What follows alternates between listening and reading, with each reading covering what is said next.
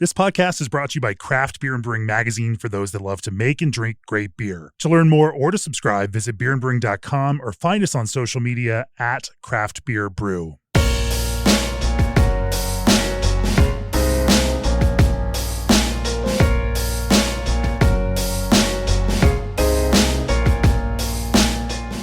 For this episode of the Craft Beer and Brewing Podcast, we are still in Chicago. Actually, I guess we're back in Chicago because by the time people listen to this, some of these will be separated by our Best in Beer episodes, which we have already recorded. And in the strange miracle of podcast world, we time shift all of these things. Nonetheless, I'm getting distracted here. We're in Chicago. We're at Dovetail Brewery. Joining me are Hagen Dost, one of the co-founders of Dovetail, Dan Modica, sales director, and Brittany Gedwill, Duchess of Production? Oh no, production manager. Production manager. That's the title. We are, welcome to the podcast, all three of you. Thanks for having us. Thank you. Yeah, thank you. I love having an excuse to come to Dovetail whenever I'm in Chicago.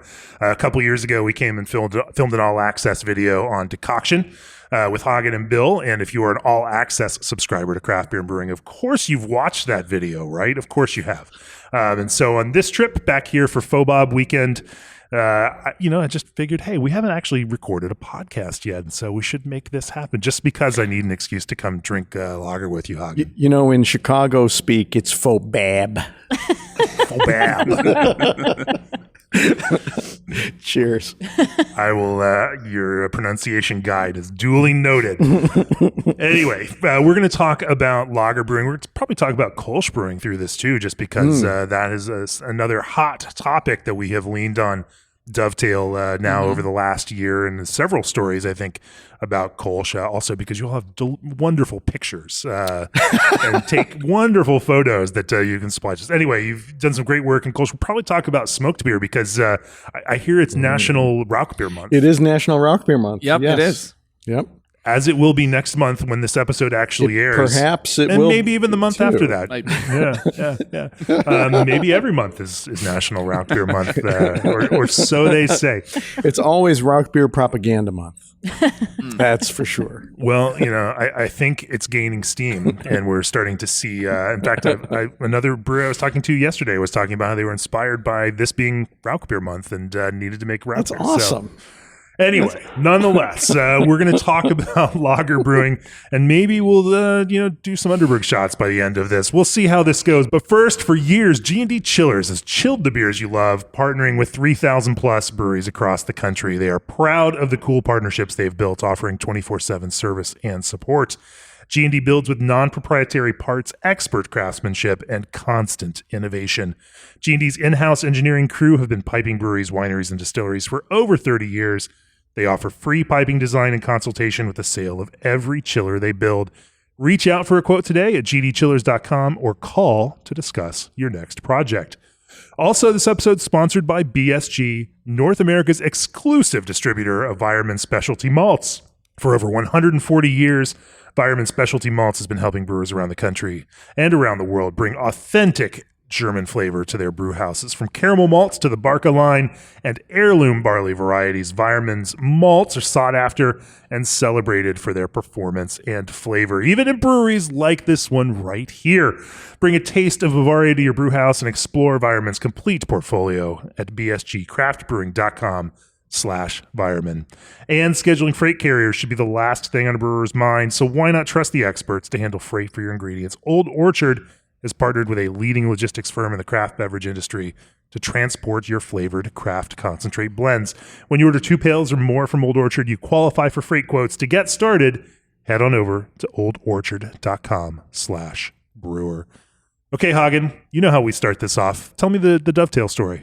All right. So Dovetail Brewery, continental European style beers, traditional methods.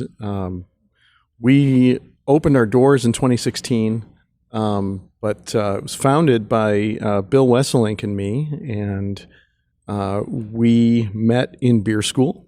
We were in the Siebel Dömens program.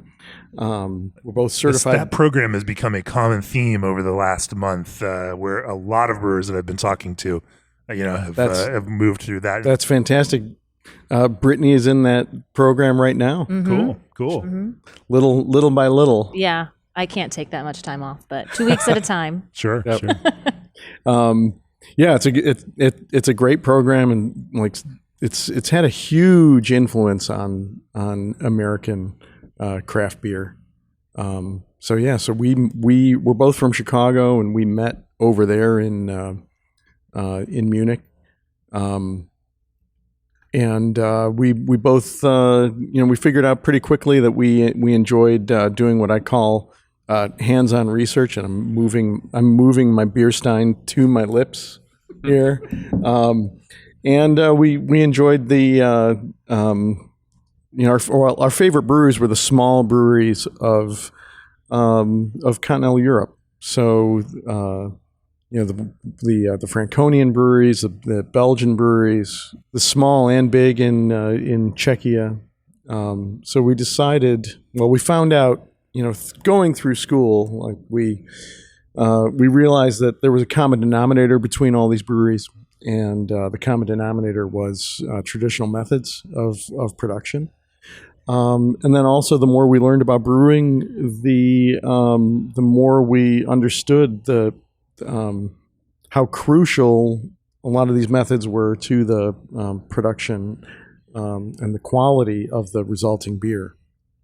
So a couple years later, we decided to join forces, and that's also the origin of the name Dovetail. So it refers to the dovetail joint of woodworking. The dovetail joint is it's the strongest joint in all of carpentry. The best dovetails hold without glue and nails. So back when we started, we were like, all right, two brewers coming together to form a stronger brewery. That's Dovetail. But these days, it's like the two people that are sitting here with us today, Brittany and Dan. We've found many other people that are adding to this, the strength of this joint. And I know that's a little corny, but if you you're going deep on the brand now. If you saw, I have never heard Hagen be corny. If you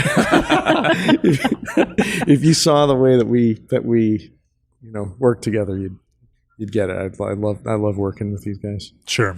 And so we should say that while lager is a big focus, also spontaneously, fermented beers are a big focus. We're sitting upstairs in the brewery right now. We're surrounded by a bunch of oak barrels, filled with some of those beers.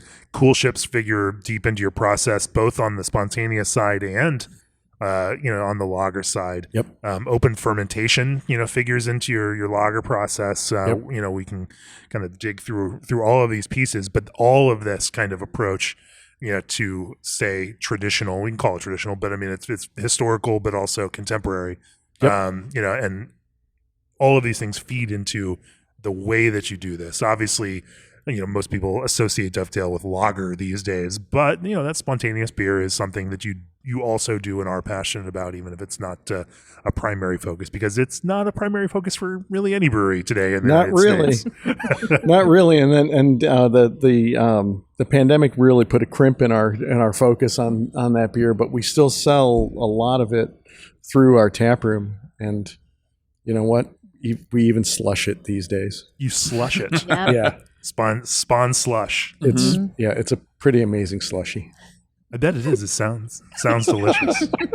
It's the most ridiculous slushy ever made. And because it's, some of them are like 5-year-old beers. Yeah. But some of them are aged in spirit barrels Very fancy for a year slushies. after they've been in oak barrels for 5 years. These slushies have pedigrees. yeah. I can definitely taste the mineral funk and aged hop character in this slushy. Yes. Believe it or not. Yeah. You can. I bet you can.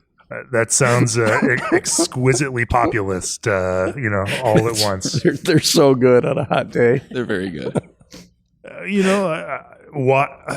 I think any of us, all of us that have been to Belgium understand that, while we might in America put these on some sort of pedestal, that the Goose and Lambic have this kind of pedestal, that they're just beers. They're Yep. just beers. You know, in this Belgian context, what an amazing thing sitting in the Brussels airport and you can just, you know, go by creek, you know, you know, just you know, from a kiosk in the airport, like it's just the normal fruit beer. This is just what they have. And, like Bone Creek, like, you know, not just the kind of back sweetened, mass produced lambic, like really good. You know, Yeah, walk into like your normal convenience store in Brussels, and there's like as good of a selection of lambic as like your most exclusive bottle shop anywhere else. So while we privilege it here as some sort of rarefied thing, I think that it is actually a wonderful thing to demystify it and make it more accessible, and even just have fun with it. I mean, why not make a spontaneous? Believe it or not, that did kind of come into the calculation. Accessibility of it was a big factor. Like, I feel like a lot of people are afraid of it if they've never had it before. And then a lot of people, when they do have it, they're like, whoa, that's way too much. But throw some sugar in there and slush it up. And then slowly, you know, those same people will come back to it and get a regular pour of true lambic, and then they start to like it. Yep. So Yep. it works. It's standard drug dealer strategy. Exactly. Right? Exactly. You This get is 'em the hooked. gateway. We get them hooked. Like, you make it easy. Have a taste right? of this. A little sugar.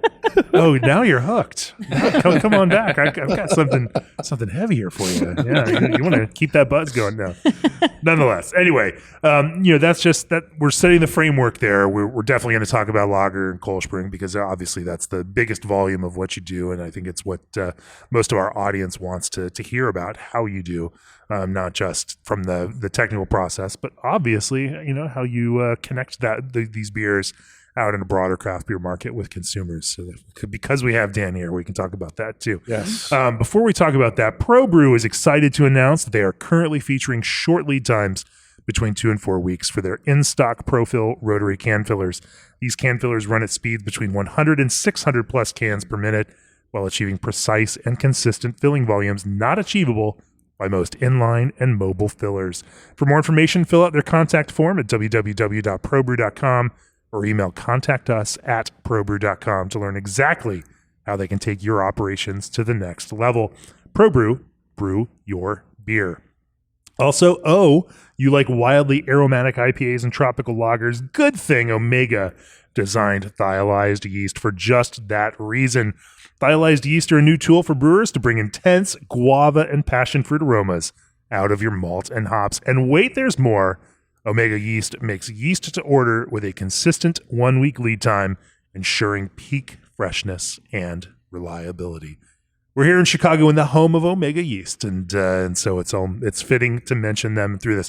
But let's talk about lager. You know, you all set out, Hagen, to make lager in using traditional methods. What are some of the parameters that you all set up for yourselves? And you know, what are some of those kind of key posts?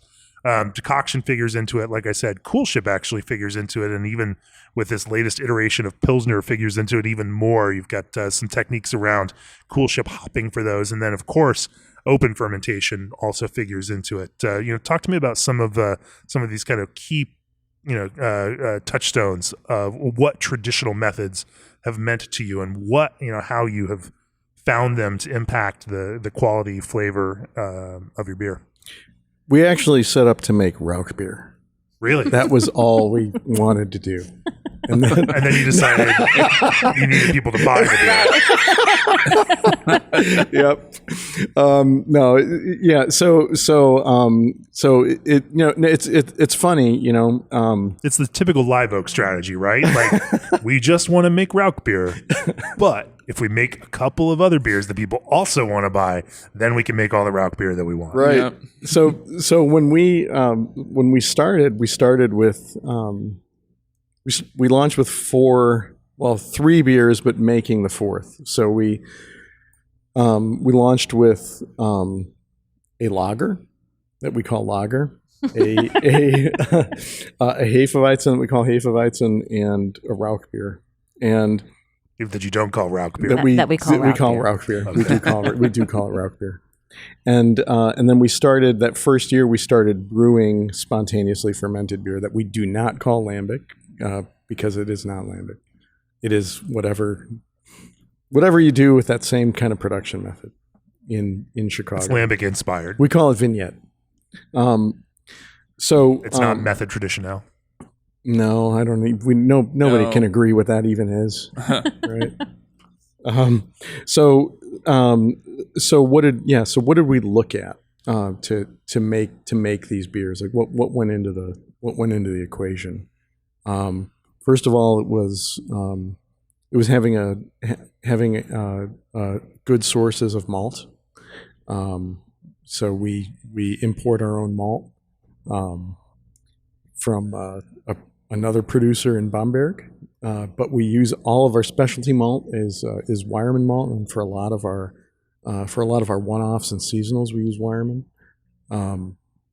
But like I think Bamberg is blessed by having like two like world-class maltsters in that town. Plus, I think don't two of the breweries still make their own malt? Yeah. Spezial and Schlinkerla still all make their own malt. Pretty amazing. And then we decided after like both visiting Pilsner Urquell and after experiencing a water tasting in at Dömen's, because Dömen's has a water sommelier. A water sommelier. That's what I said.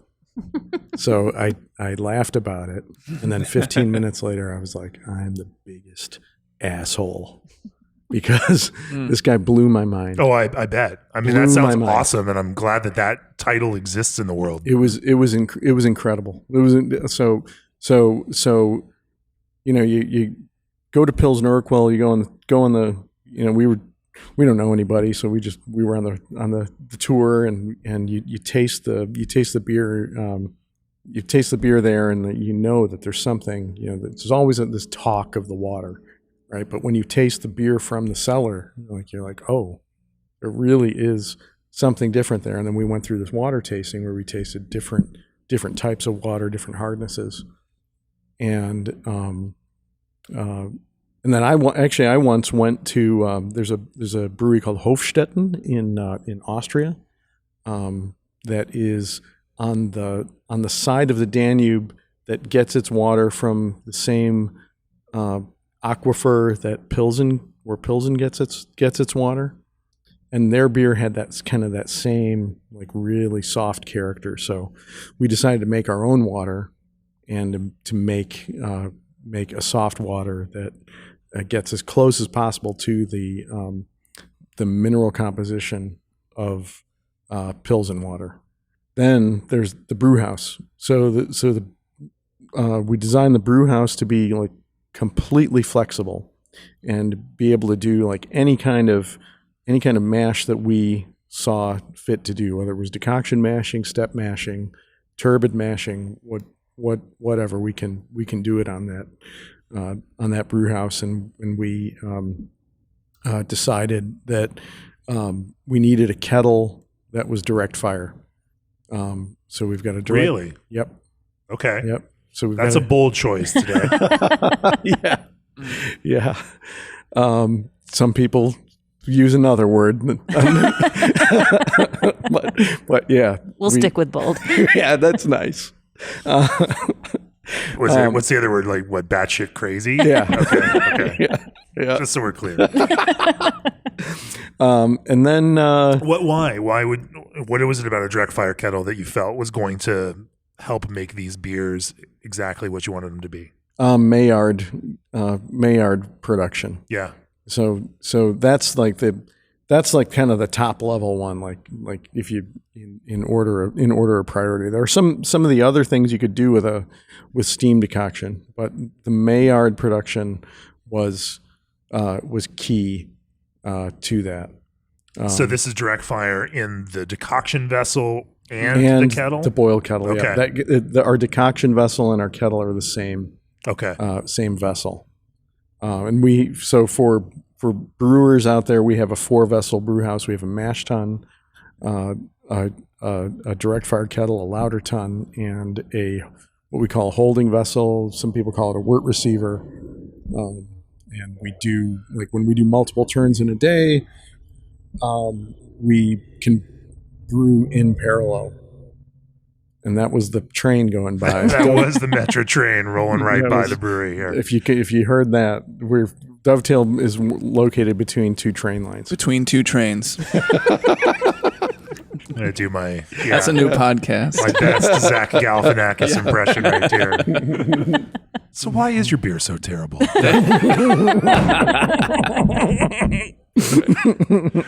All right, maybe I'm not going to do that. Like you were saying, so there's something to that direct using that kettle as your decoction vessel, and Right. also using direct fire to produce the kind of Maillard reactions. Yep, the Maillard reactions are key. If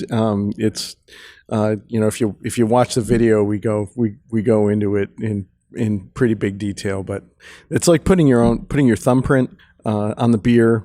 It's funny you say that because actually, I was talking to Greg Brown, who's now at Art History, yesterday, and he was saying the same exact thing. He's like, I was looking at this chart at Pilsner Urquell, and it's like there's a little fire under their decoction vessel, it's like, and so that same kind of piece, that direct fire, kind of approach in order to, those guys. For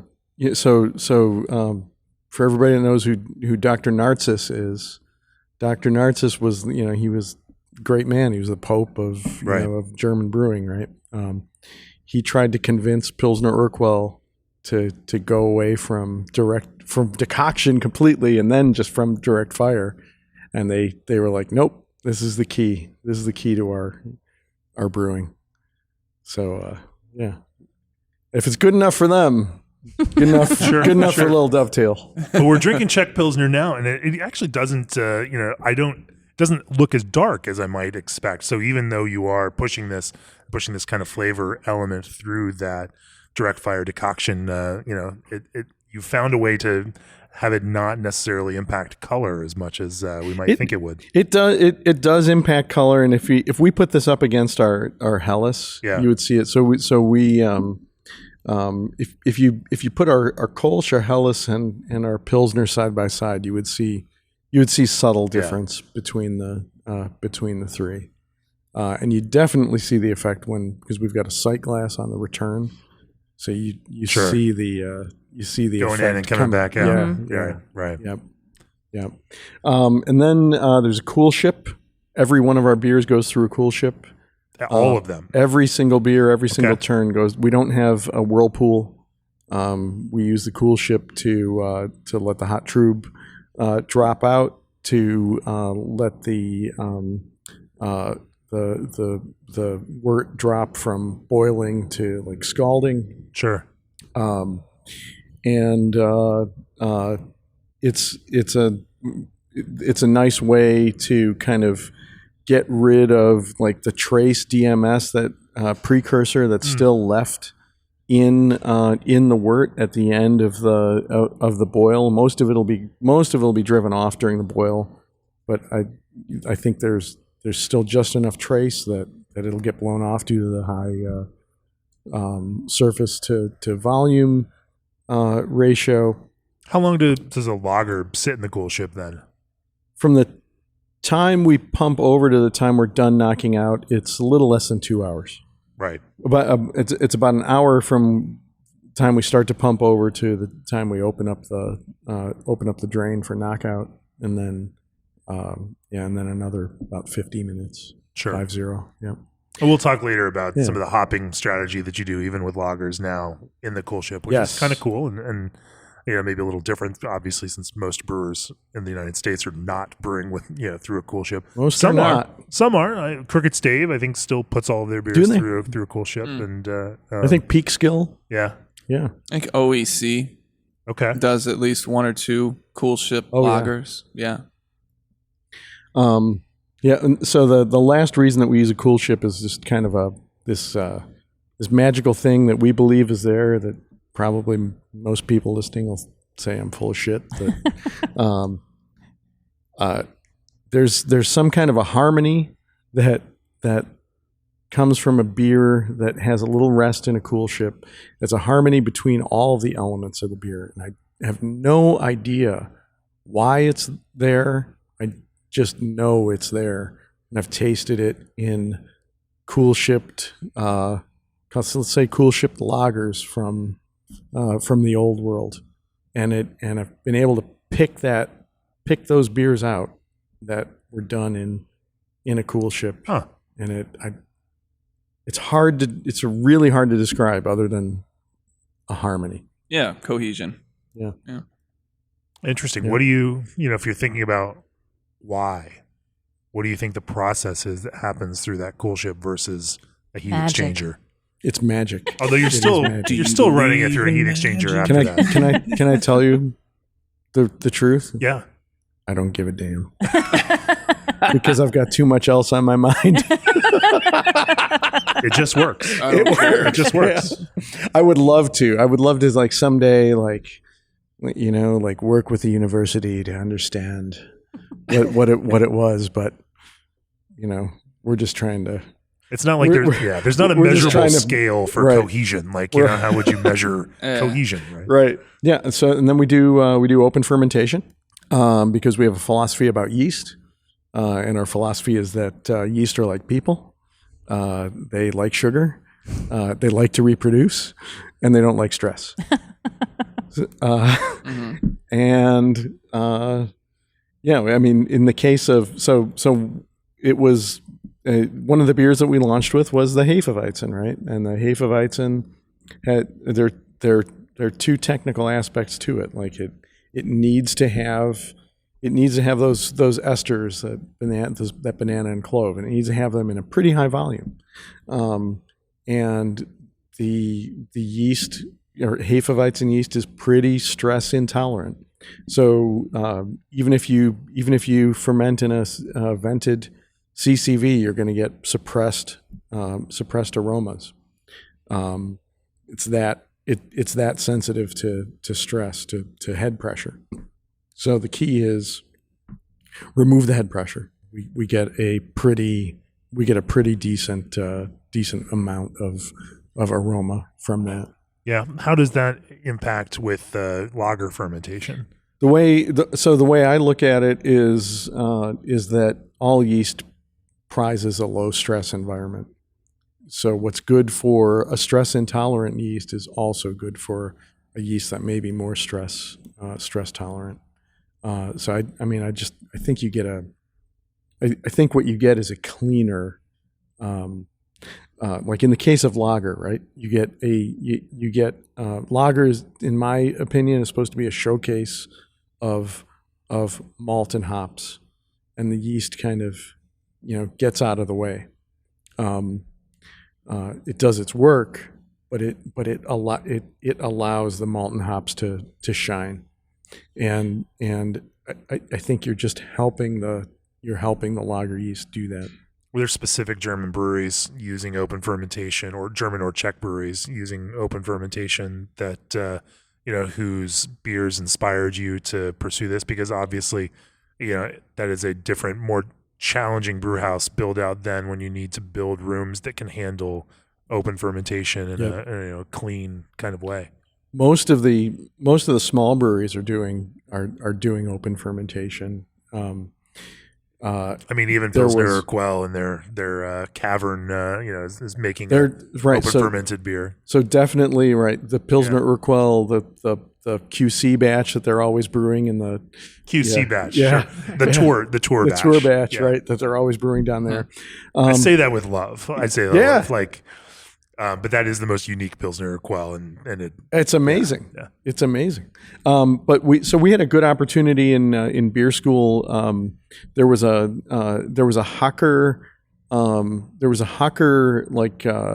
brew pub that we got to brew on, and they brewed the same recipe like Hocker lager in Munich, but they brewed it with open fermentation and horizontal lagering. Oh wow! At the big Hocker brewery, they're doing it in CCVs. Yeah, and that was an amazing beer. Huh. It was to really taste the 1-to-1 difference. Yeah, it was so much different and so much better than. When you say different and better, what was it? If you can dive back into that memory. So they also did decoctions there. So it was maltier. It was overall like gentler. a gentler and easier to drink. If just to sum it up, it was a really easy to drink beer, whereas the regular Hocker was like a notch up in effort, if you know what I mean. Like drinkability, maybe a little bit more firm, and right. Yeah. If there's that drinkability scale of like 0 to 10, Hocker, the regular Hocker might be like a 6.5, and the brew pub Hocker was probably like an 8 to 8.5. Yeah. Interesting. On the patented Dost drinkability scale. We're gonna codify this and create a reproducible standard for the Dost drinkability scale. No, yeah, it obviously within that kind of German and Czech lager brewing, we've had some of the most interesting and compelling beers for brewers, whether that's Schönraum, in southern Germany, or whether like it's Unetice, outside of on the edge of Prague, this is a very common thread that open fermentation, it becomes a kind of a key piece in helping these beers become what they are. What does that framework for open fermentation look like for you all? How long, and then what does that process look like? Don't you point at me. First of all, my theory on open fermentation, when I started here, well, I didn't start in the cellar. I started washing kegs. And then I went to the packaging line, and then I went to the cellar, which is like my true meteoric rise. 4 years later, here I am. Well, technically, I started in the tap room, if we're going to get real technical. But to me, I always say that open fermentation is just the romance of what we do. I feel because you just have an up close relationship, and also skimming was definitely my favorite part of the job. Favorite part of the job? Yeah. Why? Well, it's like meditative. Yeah. And I got great traps from it too.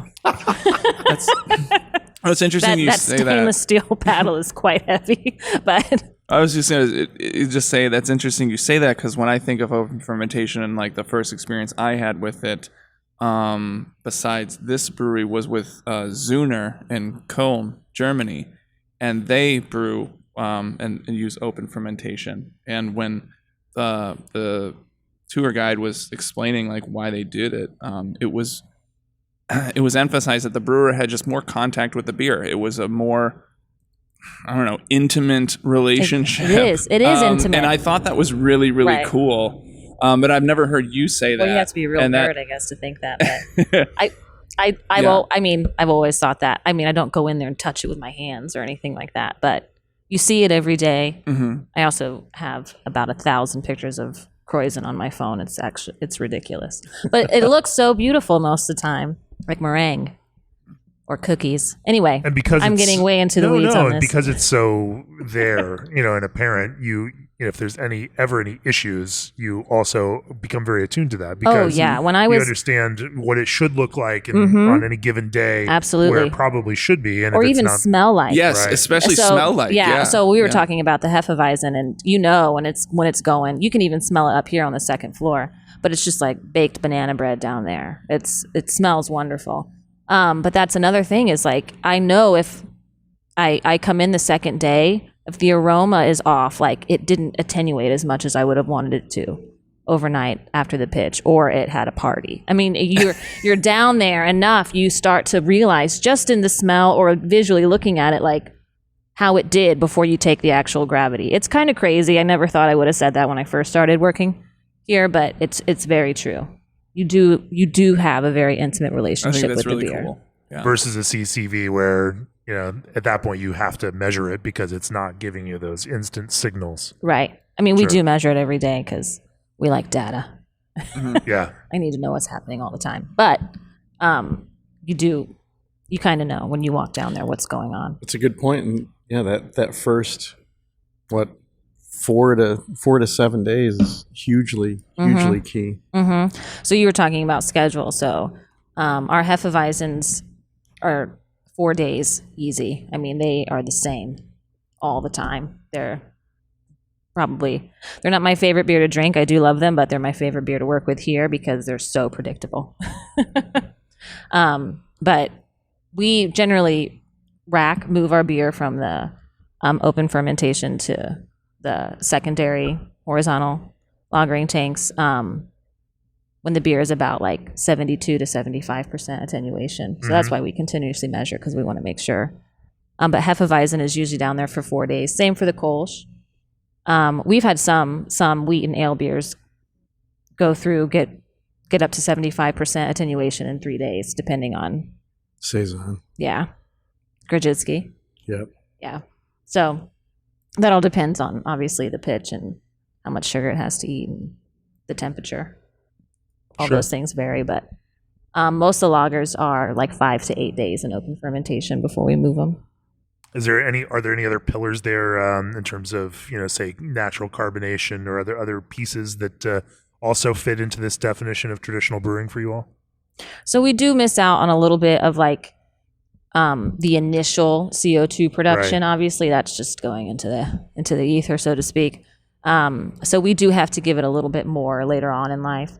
Most of the beers we let vent after we rack them for 24 to 48 hours. It just depends on how much they continue to attenuate. In secondary, we like to spoon like about one degree Plato from what we think the final will be, right, based off of fermentation tests that we do.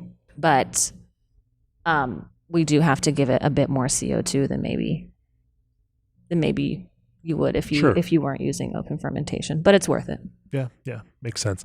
Well, I want to talk about some of the specific designs of some of your beers. But before we do that, brewers, are you looking for the best beer, mead, and cider recipes on the planet? Join the American Homebrewers Association to unlock the 2023 National Homebrew Competition medal-winning recipes. American Homebrewers Association members have access to nearly 1,400 trusted and tested recipes, plus a Zymergy magazine subscription, exclusive discounts, live webinars, instruction videos, and more. Please sign up for a membership by December 31st, 2023, and select a free brewing book at $25 value. Learn more at homebrewersassociation.org/CBB pod. Also, brewers need a competitive edge to stay ahead in this market, and Lotus is here to provide that edge with flexible financing solutions.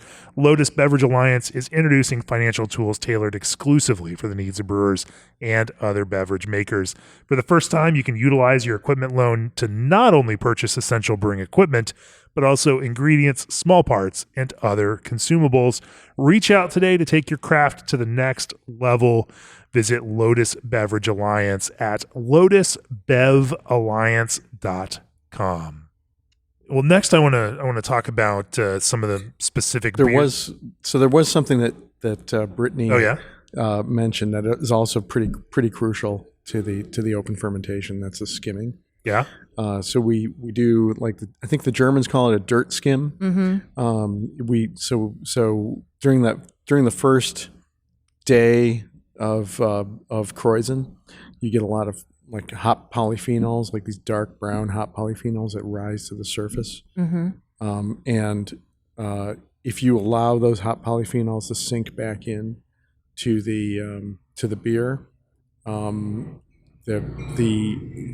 polyphenols are as the alcohol content rises, those polyphenols are more soluble in higher alcohol content beer, so they don't just necessarily settle out at the bottom of the tank. Exactly. Okay. So they go back into solution, and those flavors impart kind of a harshness to it. So it's probably one of the reasons that like the Hocker like open fermented stuff was better than the normal like Hocker lager, because you get rid of those and you don't give them a chance to like add harshness. Mm-hmm. And harshness is less drinkability. It comes down to that concept of fineness, right? And that's the way that most of the Czech and German brewers will describe it, is this fine bitterness, fine hop character. Yeah. And producing that kind of fineness involves pulling out some of the unwanted, hop characters that can come because, again, you're using large volumes of actual hops. You're using very low alpha hops, and you're using them in a really significant volume of those, and so there along with that comes a lot of other flavor. Yep. Right. We used to skim every day.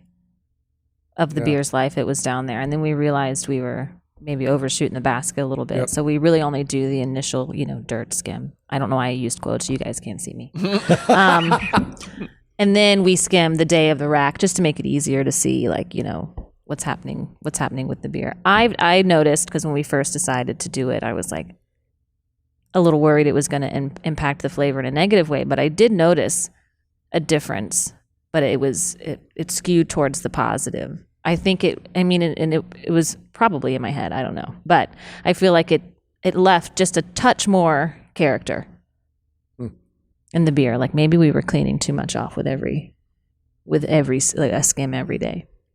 Interesting. So first skim good, second, third, fourth skim bad. I wouldn't say bad, but unnecessary. And maybe there was Too much work. Yeah, well, it was definitely too much work. Cleaning that spoon. We have 4. So you got the result that you wanted to get, Right. from this sensory impact. Of that. Yeah. We definitely would have gone. We would have reverted back if there were any negative impacts. Sure. We would never, ever allow that. But luckily, it had a good impact. Yeah. Well, let's talk about some of the specific beers. Maybe we'll start with the Czech Pale Lager, Czech Pilsner. In terms of design of that specific beer, now we've established some of the kind of core components of your traditional approach to brewing. Let's talk about some of the specifics in some of these beers and how and why you've made the aesthetic choices that you have in building these specific beers. With your Czech Pilsner, where did that specific recipe then start, knowing that it was going to go through this process? If you don't mind, I'm just going to talk about 3 beers. Perfect. Simultaneously. That's great. So we have 3 beers, our Kölsch, our Helles Lager, and our Pilsner. And they have almost the same. We're driving this line right through Europe there. Maybe it dips down a little bit, but right. that's true. I love I love to use that geography when I talk about these beers. Yeah. So those 3 beers have basically the same malt bill. Like it's 100% Pilsner malt, and and they're right around the same ABV, right around the same grist charge, but they're 3 completely different processes in the brew house, and they have different hops too. They have different levels of bitterness, but the place that you notice the differences in the maltiness in the body. The Kölsch is slightly different in that it has a little bit of wheat. Ours does, at least. But our Kölsch is a step mash, our Helles is a single decoction, and our Pilsner is a triple decoction. So you'll see like slightly different color. You'll see like a little color gradation. Sure. The Kölsch being the lightest, Pilsner being the darkest, and you get a different level of body. So the Kölsch, I would say, is somewhere low to medium. The Helles is kind of a medium minus, let's say. The Pilsner is pretty full bodied beer, not like a stout, like a heavy stout would be, but it's, as far as a pale lager goes, it's a full bodied beer. And so that's one of the that's that choice in the brew house of choice of process. So decoction is almost like a throttle on maltiness and body. And if you want something that's light bodied, don't do a decoction. Sure. Or don't do a thick decoction, right? Like, because there's also another choice in there too when you're doing decoction. Like you can either pull a thick mash or a thin mash. So our Helles is a thin mash. And what's the effect of that? Just less Maillard reaction. Right, more water keeps so fewer like limit dextrins in the final mixture. And then a thicker mash then for the Czech Pilsner? The one that we're drinking today is 3 thick mashes. 3 thick mashes. Yep. Mm-hmm. Yep. So we have a stirring paddle, and we just slow down the stirring paddle and pull all the thick stuff out and over. And why do it that way? Just because More Maillard, more maltiness. Yeah. Balance out the stronger IBU. Let the bitterness shine kind of on the back end of it, because the maltiness like takes over on the front end. Like it's very easy to swallow. You know, you get like maltiness, sweetness, and then that nice bitter. It's like just that nice aftertaste. And I think the Helles comes in, like the bitterness comes in maybe a little earlier, and the bitterness, you know, they like use the bitterness to make it give it a depth of character throughout, and you also use the sulfur, so there's that cellaring comes into play too. using the sulfur. And these are all the same Pilsner base malt then? Yes. Okay. Well, not the latest. Technically, no. Oh, okay. Usually, So- yes. Well, typically, Right. yeah. The one that we're drinking at the table here uses Weyermann floor malted. Okay. That's a first for us. We're always playing around with our Bohemian Pilsner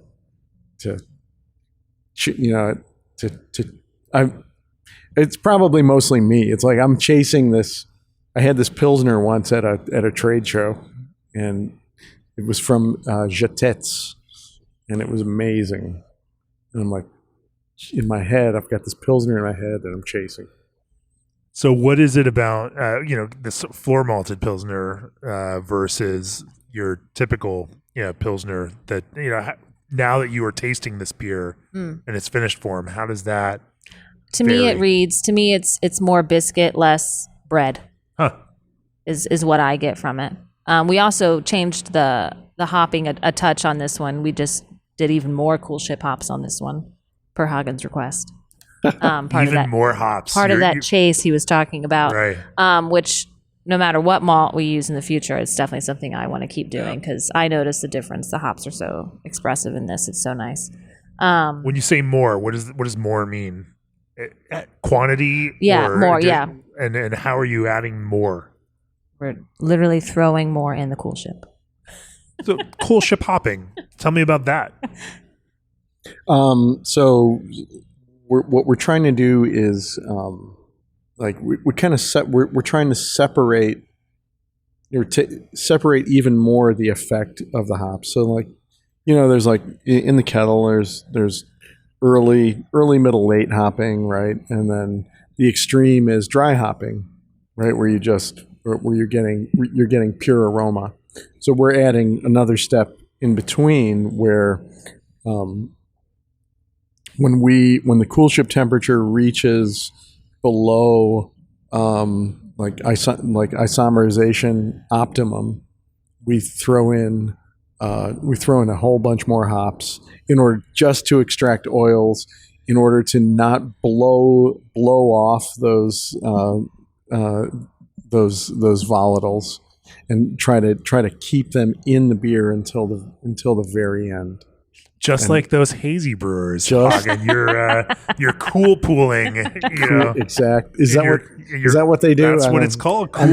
I'm in here all the time. I Cool don't know pooling. I don't know what the kids do. It's these very days. hot. In hazy IPA. Well, it's not hot, and it's actually Cool. semi hot. But yeah, bringing that down to 170, 180, 160 sometimes, and then then whirlpooling. Is that Fahrenheit? Yeah, that's Yeah, Fahrenheit. it's Fahrenheit. We're metric. Yeah.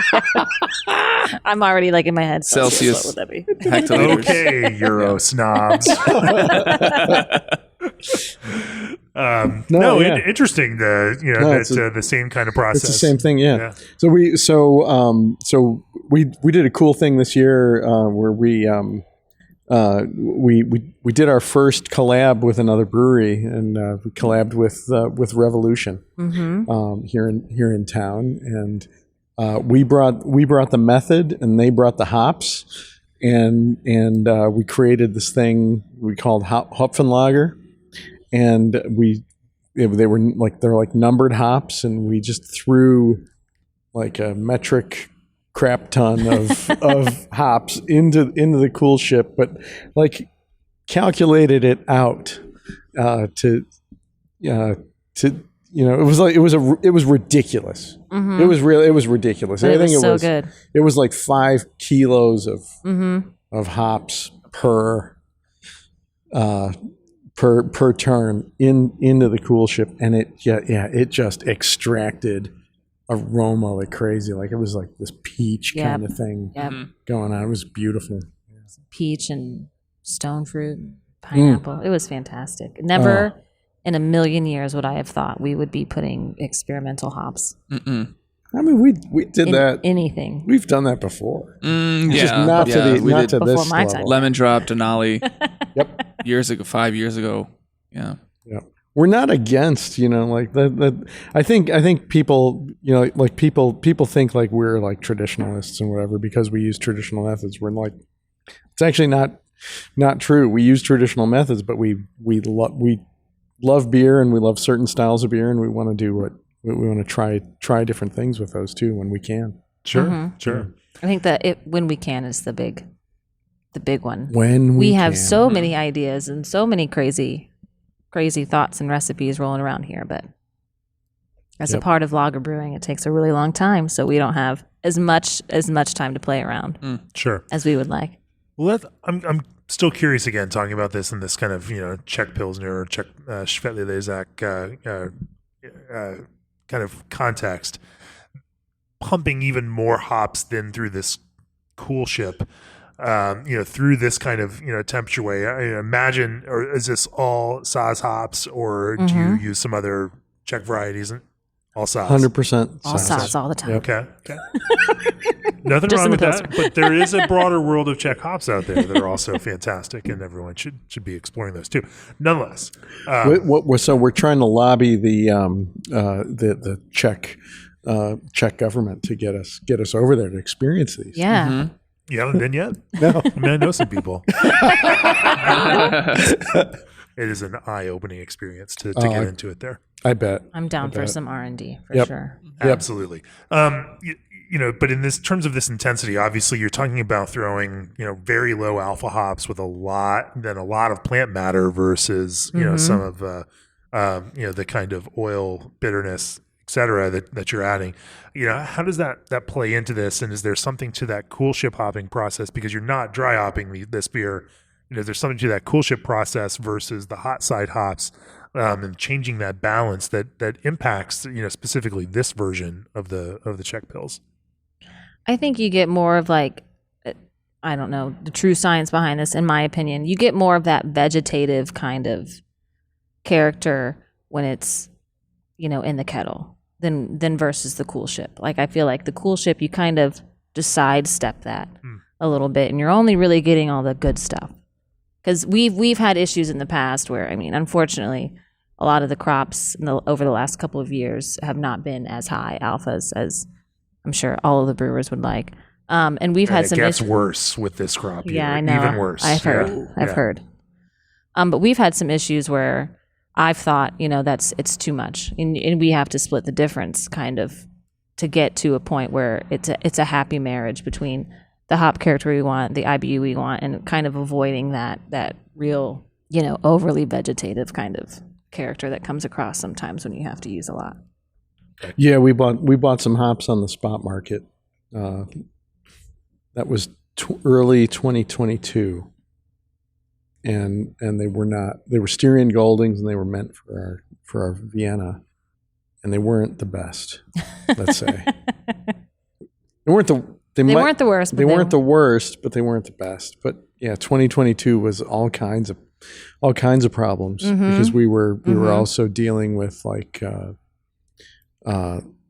usually our malt is pretty predictable, like 6 to 8 week lead times, and we had a batch that was like 16 weeks at the worst of like all that supply chain stuff. Sure, and it was the same with the hops. So.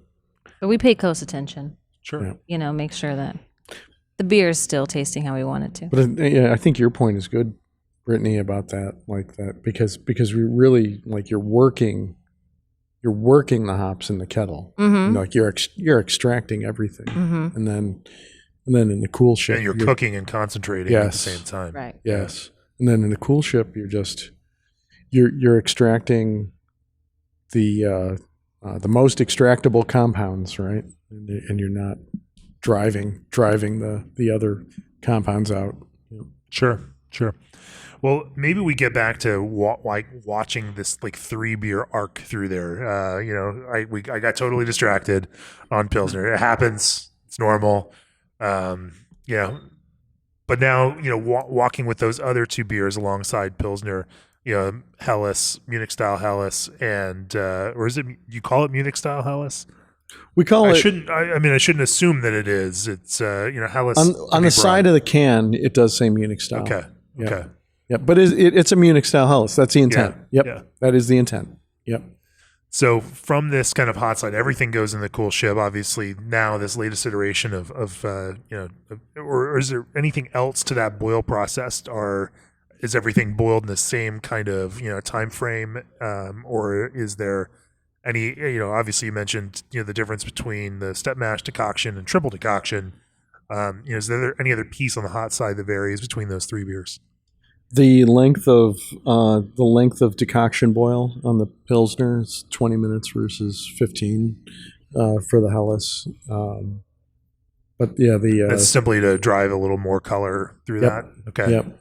Yeah. I mean, but even 15 minutes for the Helles is still pushing malt character in that too, Yes. trying to build that kind of richness and heft. For sure. A little bit of richness in a beer that's otherwise pretty light and drinkable. Yeah. We'll keep harping back on that Helles is not a minimalist beer. It's not meant to It is be nothing. not. It's not a crispy boy in that sense. It's No, it's supposed to have something to it. It's got to have depth, like this balance of depth and lightness, and I think I mentioned the sulfur. It needs that little bit of sulfur character to it too, to help it out. To give it another level of depth. Well, let's skip forward into fermentation and then talk about that. Because with open fermentation, one would assume that you're blowing a lot of that sulfur character off, initially through a lot, but certainly not all. Okay. Sometimes these beers come through, and I'm like, whoa, Yeah. that's crazy. Do you use the same yeast for all 3 of these? Mm-hmm. No. Kölsch is the biggest offender. Right, of course. And it's obviously a Kölsch yeast. The biggest offender. It is truly. It's truly, yes. It's on your list. I know when it's being racked, and I walk through the secondary. I'm like, who farted in here? But also, Kölsch has some of those. Kölsch has a little bit of esters that we don't want to blow off too. So you have to be there's a fine line. Okay. Between getting rid of the sulfur and keeping all the good stuff in. How do you do that? Practice, I guess. Yeah, I mean, it's another part of the romance. I think every beer is different. And it's just timing, understanding where that is at a given point. The Kölsch is more predictable because it's like a fresh pitch every time. With our lagers, depending on the age of the yeast, what generation it's at, it could produce more or less sulfur. So, Helles to Helles to Helles isn't always the same amount of time of scrubbing. And it's never the same amount of time of scrubbing. Right. So each beer is its own complete personality, separate from the next. And it's just experience of the cellar person too. So Matt, our cellar lead has dialed in something fierce. I feel like our beer is tasting and smelling better than it ever has. So we also used to be very much like any sulfur except for a touch on the Helles. Yep. No, we can't have any of that. And we've slowly, like with anything, especially with us that we do here, I mean, we're ever evolving, and this was way back when I took Hagen to Vienna, and I was like, there's still a touch of sulfur on it. And Hagen was like, I like it. Mm-hmm. So right, and so it's just, and that, yeah, but it that also was a helps. change. It also helps keep in some more of the hop character on the nose. Sometimes you can get over aggressive and scrub some of that off too. So And you we've just really dialed it in. Right. Matt has become very close to the beers. Yeah, and I noticed it like when at the beginning Matt was bringing a lot more samples out for us because he wanted to calibrate his nose to our noses, and then at some point we reached like calibration, and it is really dialed in, Right. Especially on the Helles. But yeah, we have gone up in like where we think an acceptable sulfur is on Vienna on release, because it does get, so we don't filter Right. or fine any of our beers, and it does get taken up by the residual yeast like slowly over the life of it. So like the same batch on draft in the tap room, like you can taste the change over time. Is there anything to shaping that? I mean, there are different expressions of sulfur. There's that kind of eggy sulfur that can. Be, that's a flaw. Yeah. Right. No eggy sulfur. H2S in here. Just SO2. Yep. So just the Little the matchstick. stripe. Touch a Right. matchstick. That anything that's farty is a flaw. Yeah. And it's- I've tasted a few of those out there in the world. And it's farty when it's first moved. Not all the time, but some of the time. And then it's just blown off over time. I mean, we scrub our beer, so we push in through the carb stone while simultaneously venting it. And that normally, the beer only really needs that for a day, I would think. And then we just, carb it up through the carb And stone. that's kind of a modern method. right. You can push, you can scrub your beer. You don't have to wait for 16 weeks in the. You can clean it up before you condition it rather than just waiting it out. Sure. There's a certain level to our stupid. But we get, in the middle But of. Dan still has to sell some of this Right. beer, so we got to get it out there, and can't keep it in tanks forever, guys. Dan would leave us if our beer took 16 weeks. Unless we had like 4 times as many tanks. Yeah, no, I love our Bach program, but how many times have I sat on that table and tried to kill it? Why are we doing 3.5 month beers, 4-month beer? What is going? Why? This makes no sense. Because they taste so good. It does. Is there anything else then through this fermentation, through this finishing fermentation process that that you feel helps lend character to Dovetail? And if not, then we'll just start talking a little bit about smoked beer and rauchbier because we have to talk about that before we close up here. I feel like we touched on most of it. I think so. As far as open fermentation, and then the little extra work we have to do on the backside as far as scrubbing and putting in enough CO2, because most of our beer, since it does sit in open fermentation, I mean, this is obviously a blanketed statement. We work in grams per liter, not volume, so I'm sorry if this confuses anybody. But most of the beer, if we didn't add any extra CO2, would land around like 3.8, 3.9. That's being generous. Right. So but we have to like give it some more, for sure. Ungespundet in the like the Franconian style. Except for half. We don't scrub half, obviously. It does most of the work on its own. Yeah, half is a completely different creature. Yeah. Sure. Well, let's talk about smoked beer because again, we're here. It's National Smoked Beer Month this month. Yes, it is. November. Whichever National month Rock you're Beer Month. listening to this podcast in, it's National Rock Beer It's Month. currently National Rock It Beer definitely Month. is. Yep. Yes. Everybody visit nationalrockbeermonth.com. To know when it's National Rock Beer Month, Right. it'll tell Exactly. you. Or just look at the calendar. When you read the date, just know it's National Rock Beer Month. We've talked to plenty of brewers. In fact, had a great conversation with Matthias Trum of Schlenker earlier this year about brewing smoked beer. Smoked beer is something that you're passionate about, and we, of course, we're here in the brewing world. Like we seem to find the smoked beer fanatics, whether it's live oak, whether it's like there's just there's this small cult of rock beer fanatics, but it's also it's also growing, and and that's very. There are different ways and methods of making rauchbier. Obviously, when we talk to Matthias, they make 100% smoked malt because they're making their own malt and they're just making it to their own specs. That was such a great conversation, by the way. Thank you. Go back to what do you know what episode that was? It was back in March of this year. I don't know the exact number. It was really like it was a pleasure to listen to it.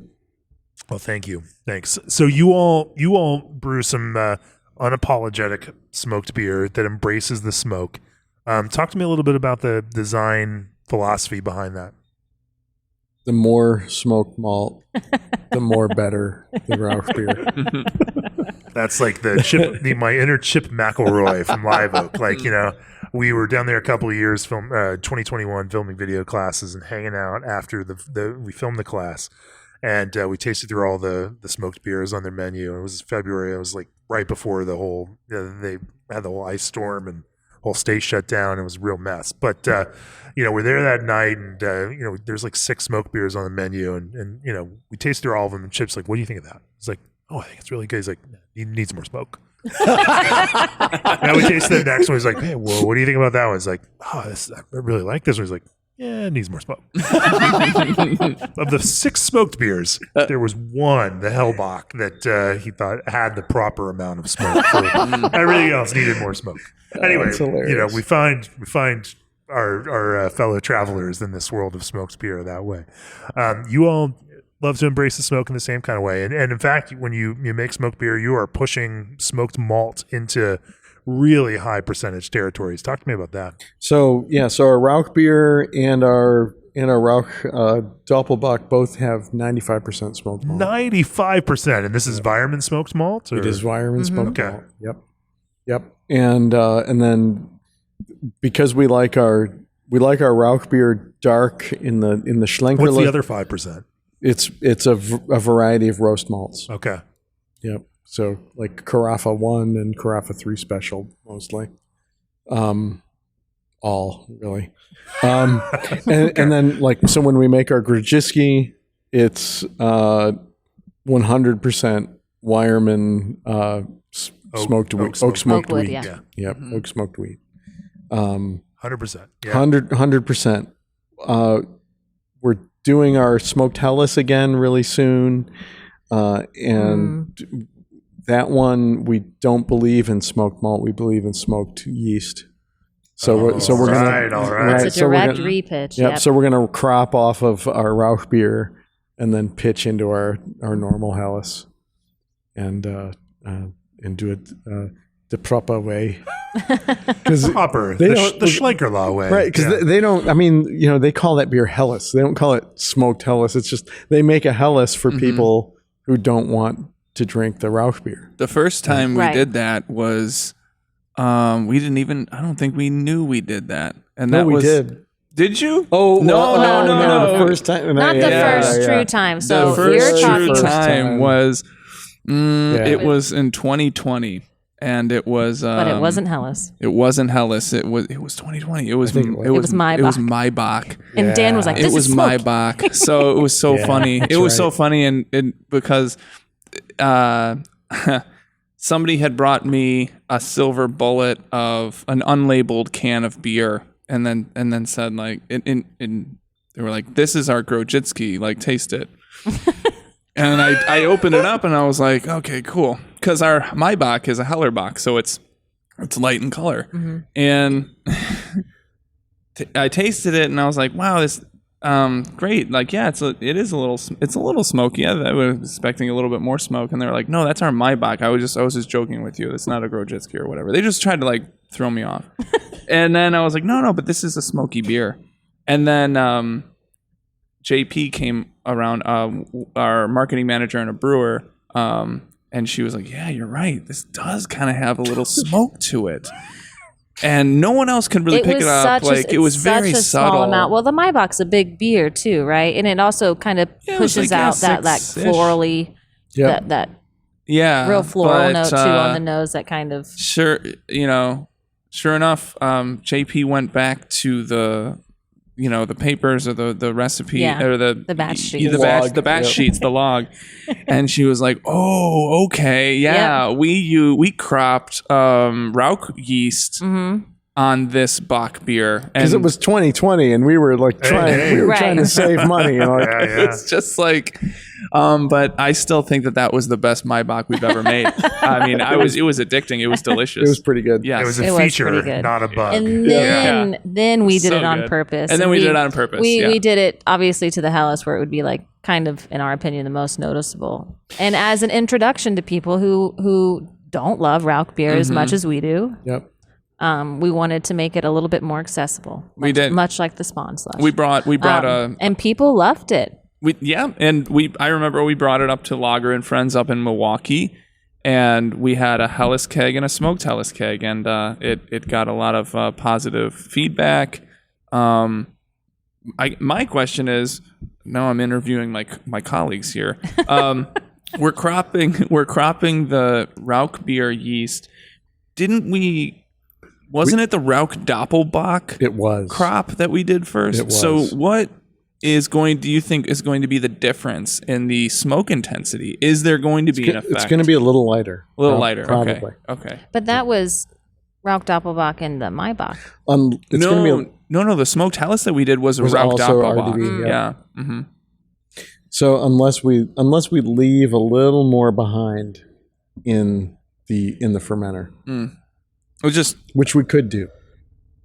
Now you got him thinking about doing crazy so now we're in a brainstorming session here, Jamie. Yeah, you just walked into This is the magic of the Craft Beer Brewing podcast, where every brewer out there gets to listen to the Dovetail creative process at work. The RDB is a fun beer.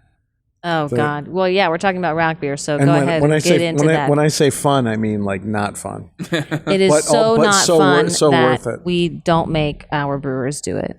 Ownership has to do it. If they want it, they have to brew it. So I've been here. RDB, Rauch Doppelbock. Rauch Doppelbock. I've been here till, one time I was here till 3 a.m. finishing that beer. Yep. And so what we do is we do two mash turns, and we make one, like we have one turn of output. So we'll mash stout, imperial stout style. Basically, yeah. Yep. Exactly. That's exactly where it comes from. Yeah. Yep. So we mash the first turn, first runnings go into the kettle, second runnings go into our holding vessel. We mash in with the second runnings.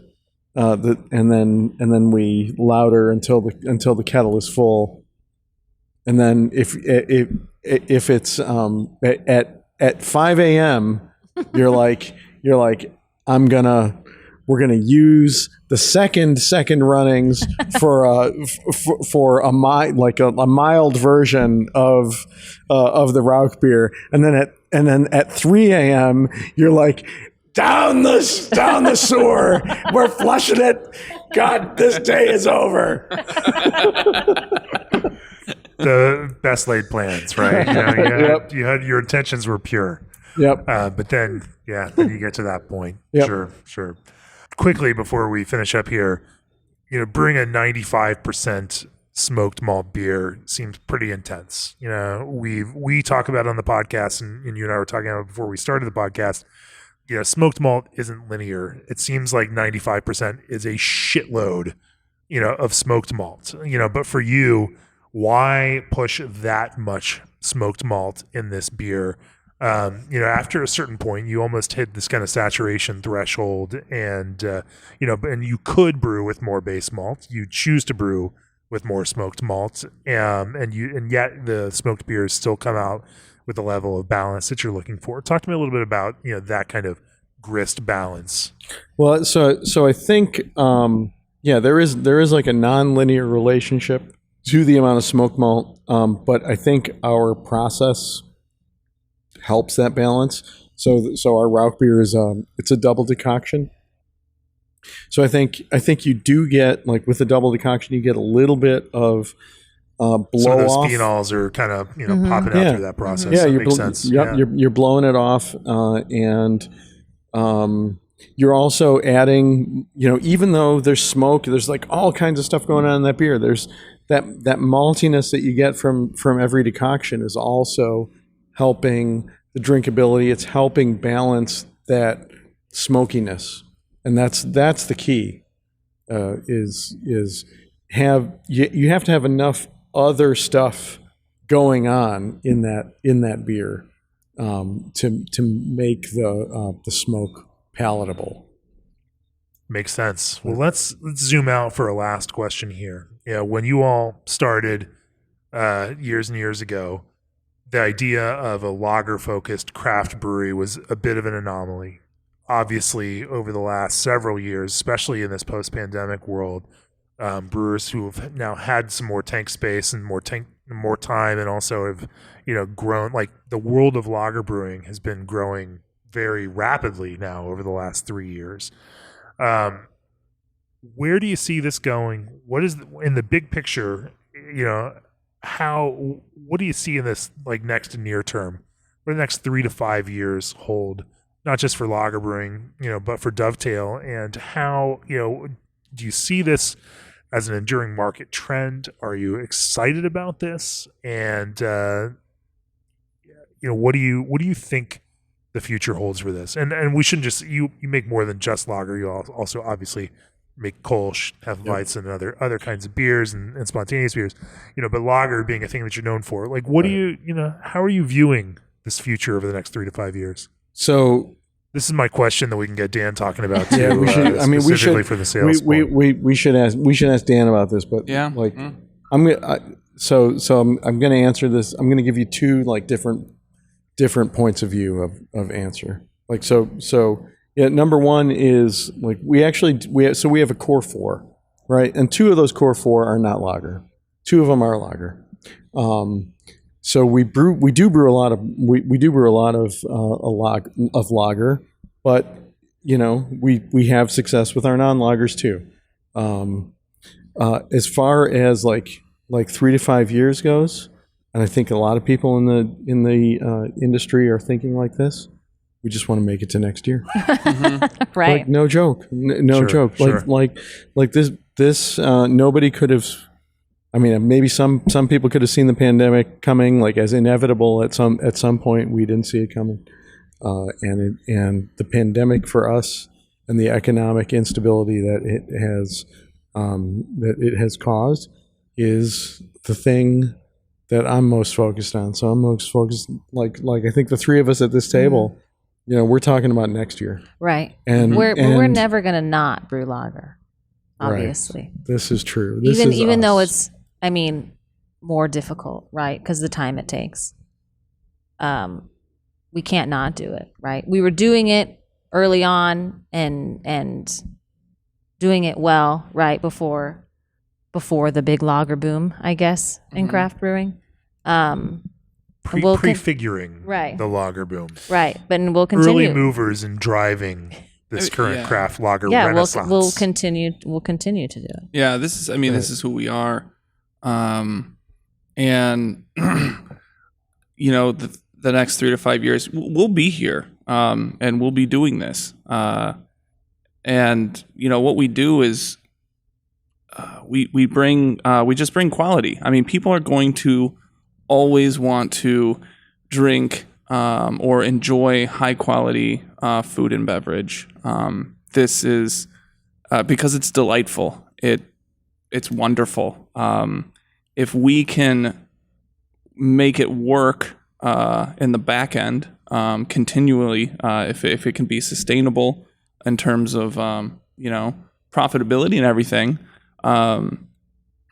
then we'll be around for a very, very long time. We're gonna be making the same beers. We're gonna be just honing in, and when I think about this brewery, it's not a trend brewery. I don't think Hagen and Bill started it because they saw a market and said, what this market needs is a lager focused brewery or a continental European style brewery. Yeah, that's what Hagen and Bill approached it as artisans.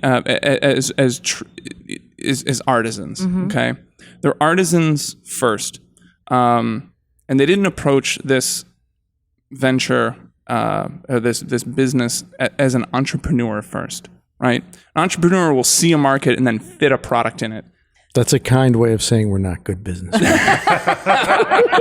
That's the way to say that. Like we're building the plane as we're flying it, sort of thing. And sometimes we're very foolish. Most of the times we're very foolish, and we're very passionate. For me, I mean, like this is one of the most inspiring breweries I've been not only a part of, but just aware of, and that type of like just being around Brittany and Hagen and JP and a bunch of the talented people here is truly inspiring because there's a lot of noise in the market, there's a lot of noise in the industry, there's a lot of pressure, there's a lot of everything, and we just focus on what would we like to drink for the rest of our lives if we only had like just a few choices, and can we deliver that, and can we give this to somebody, and is that somebody going to be like, wow, I'm going to have I can have 10 of these. I can buy this every single week in my grocery store. This is great. This is really, really solid beer. So it's quality first. It's focusing on the craft. It's focusing on how to get better at doing our technically and in production and everything. This is why, like, as a salesperson and as a sales director, sitting amongst people like Brittany and Hagen and Bill and JP, and JP's a brewer. She wrote the recipe for the Czech dark lager that you're drinking. I drank. Past tense. That one's gone. Getting to sit amongst these people and listen to them talk about their craft, it's like an absolute delight. Sure. I was never a supply side economics fan until it came to craft beer. Mm-hmm. But what I've realized is that you having this, you create a market that doesn't exist anymore or never existed before because people realize that this thing now exists that they never knew that they wanted. It's definitely if you build it, they will come. Mm-hmm. Field of dreams that craft beer in general is engaged in, and this lager side of craft beer is the latest iteration of that. Mm-hmm. And so, thank you all for making these brewer dreams possible. The beers are amazing. Like I said, I always look for an opportunity to come to Dovetail whenever I'm in Chicago, and maybe I even create trips to Chicago and justify just in order to come here also. That's all a part of it. But thanks for talking to me today on the podcast. G&D Chillers has set the standard on quality, service, and reliability with 24/7 service and support. Bring a taste of Bavaria to your brew house with Weyermann malts from BSG. Try Old Orchard's flavored craft juice concentrate blends in your next craft beverage. Pro Brew has rotary can fillers in stock with a 2 to 4 week lead time. Omega stylized yeast bring intense guava and passion fruit aromas out of your malt and hops. Join the American Homebrewers Association to unlock the 2023 National Homebrew Competition medal-winning recipes. And Lotus Beverage Alliance provides flexible financing options tailored exclusively to brewers and other beverage makers. If you've enjoyed this podcast and all of the others, go to beerandbrewing.com, click on that subscribe button. Check out Dovetail's Helles, a craft beer brewing beer of the year back in 2022. And there is a recipe available for subscribers for this Helles, for this Dovetail Helles. You certainly don't want to miss that. And if you're an all access subscriber to craft beer and brewing, you can watch Hagen and Bill's class on decoction brewing that we put out a couple of years ago. It is something not to be missed. If people want to learn more about Dovetail, both in real life, here where we are now in the brewery and tap room, and out there on the internet and and further afield, where do they find you all? You can find us on Facebook and Instagram, and I think we're still on Twitter /X. So Instagram is probably the best because it always goes to Facebook. And then our website, dovetailbrewery.com. And then we're located at the corner of Belle Plaine and Ravenswood Abs in Chicago, Illinois. Well, we will make some way for the Czech Beer Hall up here in this room tonight, as you make a bunch of Czech beer fans happy. And now that we're done, I don't know, I've got time for another lager or two before... Maybe an Underberg. Maybe another lager or two, and then some Underberg. We'll see where the afternoon goes. But we got the here 3-pack here. Underberg, we may as well. Yeah, here we are on Fobab weekend. It's Friday afternoon, and we are just going to kick this thing off. Anyway, thank you all for joining me on the podcast. Thanks for having us. Thank you so much for having us.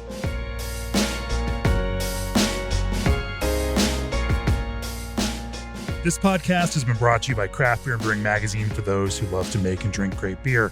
To learn more or to subscribe, visit beerandbrewing.com or find us on social media at Craft Beer Brew.